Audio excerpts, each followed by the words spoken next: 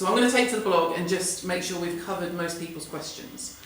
Okay, we've done we'll cut this. One of the questions that you were asking was, one of your readers were asking, is the clothes. How do we protect, what kind of clothes we're wearing to protect against the sun? We obviously know that wearing the hat is a very good idea, sunglasses, but also... I don't look good in hats though. Sorry? I don't look good in hats. Well, I'll wear glasses. You should wear sunglasses. And then also, it's extremely important, it's a very good test actually, if you look at the clothes. You should look at your clothes. If it's transparent, if you could see the light through, that means that there's no protection, the sun will go through. A darker, less protection. So the color is extremely also, the texture is very important, but also the color. Black clothes is absorbing much more UV light than that's why you get so hot. Exactly. But also, there is also another factor that very often we could add now different, already in producing and manufacturing the clothes, you could add some ingredients that will actually help to act as a sort of a sun filter. In fact, there is this kind of ultraviolet protection factor which is given to clothes. It's completely non-regulated, but people are doing different testings for that to show that it protects. It's interesting, it's like if you look, if you're wearing a lovely cotton shirt, a lovely cotton linen shirt will protect you less than wearing a nylon and a polyester shirt, because they absorb much more UV light than natural. Which is what we wear to the beach. There you go. Okay, what's best in fighting early aging, chemical or physical? We're returning again to the same question. Again, there's no better. You need, when you read, the most important for the readers is when they are purchasing the sunscreen is to ask a couple of questions. What is the SPF? Is it a broad spectrum? And also, is it a photostable? But again, the majority of the people don't show the photostability. No, very few. But assuming that you did all the testing, then obviously the sunscreen should be also a photostable sunscreen. Okay, assuming they've done all the testing. And would we be right in thinking that a lot of the brands that, for instance, that we're showing on the table would have had to have done that testing to make the claims? Or is there a case where a brand could make a claim and it wouldn't hold up, for example, if it was challenged? And I'm not asking you to pick a brand, I'm just saying in your experience, can people make claims about sun protection? Of course, they can make the claims, and it's like you would need to have the test to substantiate your claims. But when you launch the product, the people, you would have to have all this, but not necessarily all the companies are having. And it's different in every continent as well. Yes, great. Of course. The different testings are applied in different rules. Big question: alpha hydroxy acids. How does using things like exfoliating toners, that I know I'm obsessed with, affect SPF during the day, and does it make you more prone to does it make you more prone to damage? But I think that among all alpha hydroxy acids, the most dangerous, I would say, is glycolic acid. The glycolic acid is notoriously known to increase the sensitivity of the skin to the sun.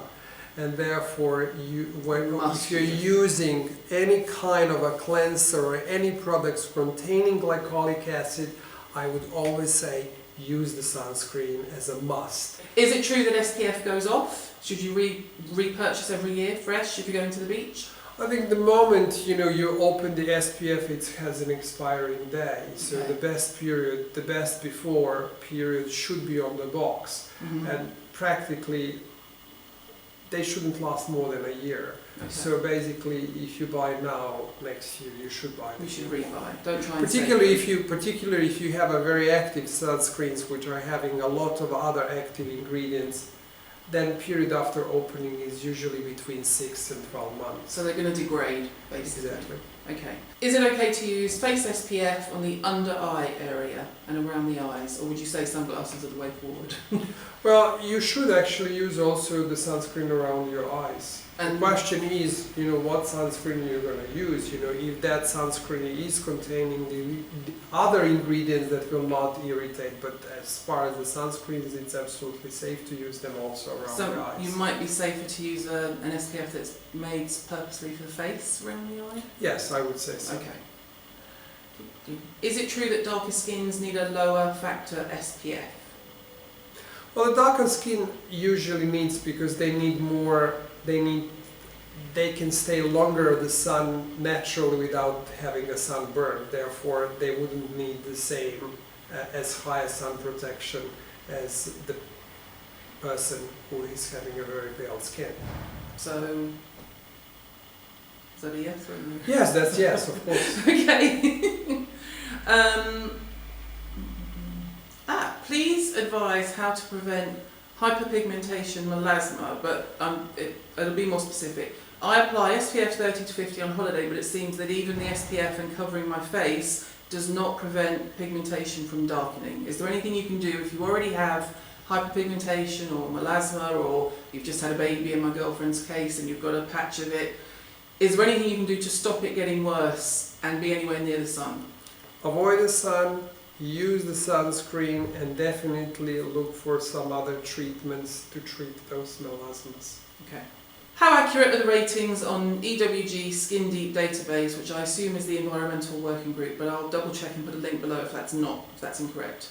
And the best way to interpret their scoring system, for instance, there's a lot of websites, and it's not bloggers, it's websites, because we're supposed to be different, that will make a claim that they've checked everything. I mean, Which magazine recently did a report and slated quite a few well-known brands and said that it couldn't possibly offer the protection it said it did.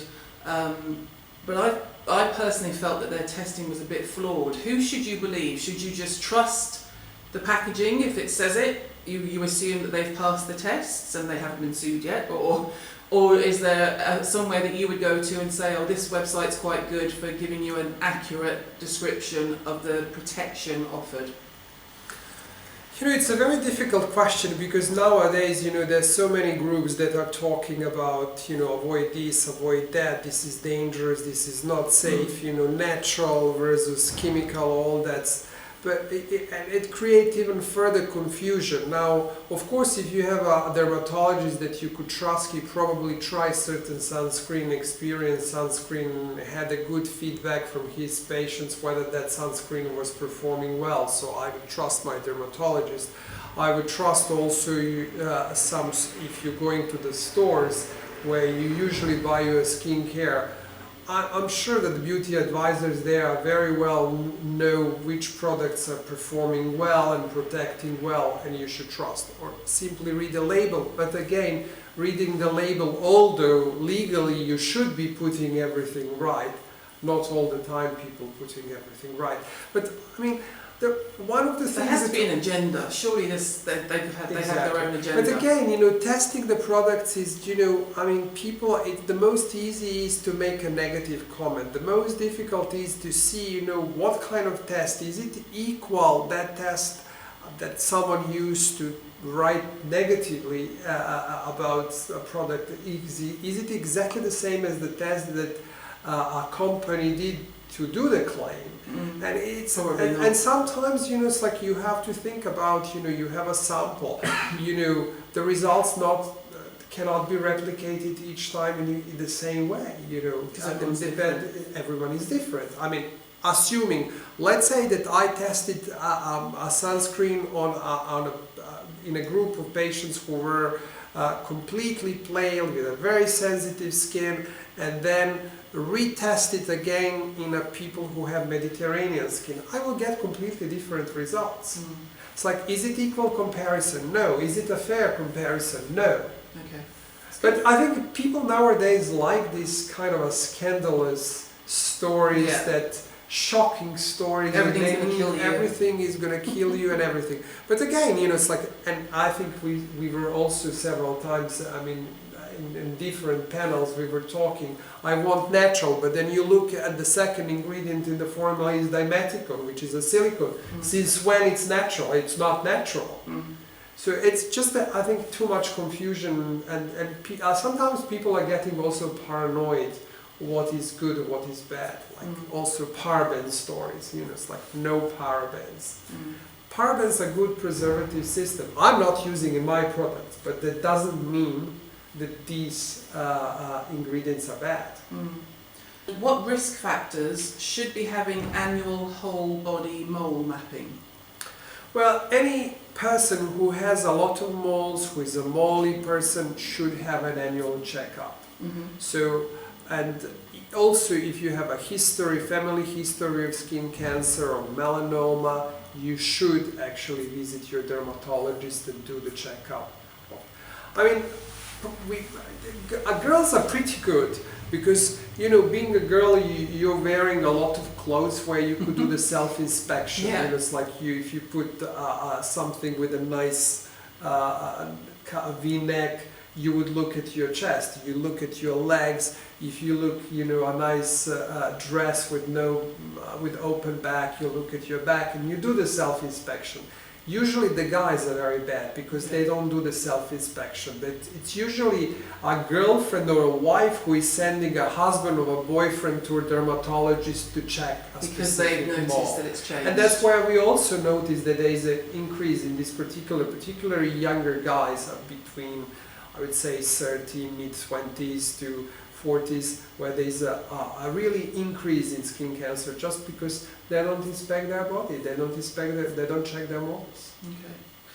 Okay. A consultant, they do mention a name, but I won't say it. A consultant told me that face-wise you are only as protected as your final layer, i.e. your face base is SPF 30, but your foundation is SPF 15. I'm sorry, that's even confused me, I know what she means. Okay, if your face base is SPF 30 but your foundation is SPF 15, you only have SPF 15 protection. Surely this is wrong. Again, we're returning to the same question that we covered before. It's a complex answer. I can't answer depending so many factors. What is contained in a foundation as a sunscreen, and what is actually the sunscreen that was in a moisturizer. And but here, okay, so if I say to you, I'm wearing your SPF 30 over my skincare, and I'm wearing my foundation has SPF 15, surely I'm protected to a 30 oh yes, level. definitely. Okay, so that's that. How often should one apply a physical or chemical sunscreen during the day? Well, in the morning, after your regular morning routine and applying your moisturizer, you should apply before going out, you should apply your sunscreen. And if you're at work, that's okay, but if you go again to the sun, you should reapply it. If you are going to the beach, you need to reapply it every 2 hours. Okay, that's pretty standard. But if you are someone who's going off to work and you have a full face of makeup on, essentially, in theory, you're not going to be covered at 3 o'clock in the afternoon if you pop out into the sunshine. In theory not, and I doubt that you will remove your makeup. And you're not going to remove your makeup and reapply. But you're not protected. No, so let's face the reality. Yeah, okay. Sunglasses and a big hat, just to give it a bit of help. Does he personally use SPF on a day-to-day basis? I'm not asking, KL is asking. Well, it's an interesting question. Not really, I have to be honest. There are days that I am using the sunscreen, and there are days that I'm not using. And a day that you wouldn't use would be maybe... So what is the reality of how strong does your sunscreen have to be in the middle of winter in England, for example? Well, you know, during the winter I hardly use the sunscreen. I mean, today, for example, when I came to work, I put the sunscreen because it was really very sunny, and you know, I have now a sunscreen that I like to apply because it acts also as a good moisturizer, so I didn't feel anything heavy, and it was a rather pleasant feeling, and I was also protected. But again, you know, it's... Okay.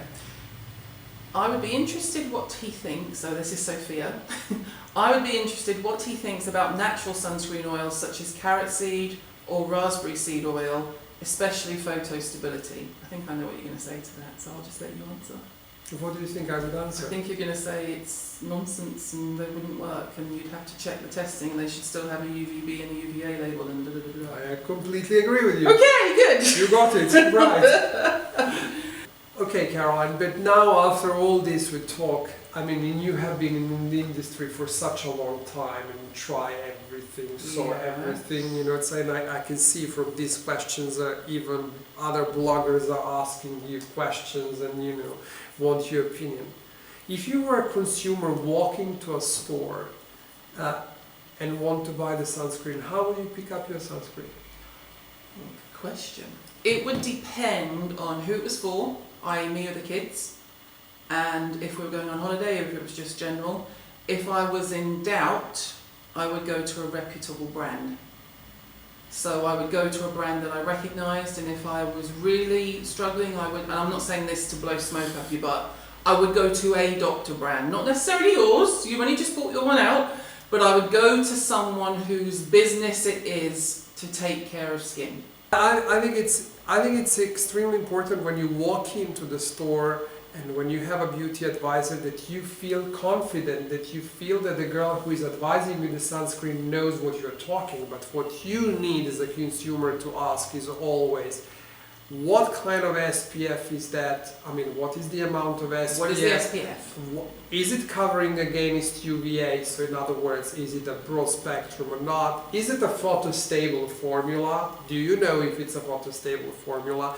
Do you know, does this contain something else beyond sunscreens, like antioxidants or peptides that help repair the dermal matrix and boost collagen and all that? So all these factors are extremely important, you know, to ask when you're going to buy sunscreen. And then you have to try.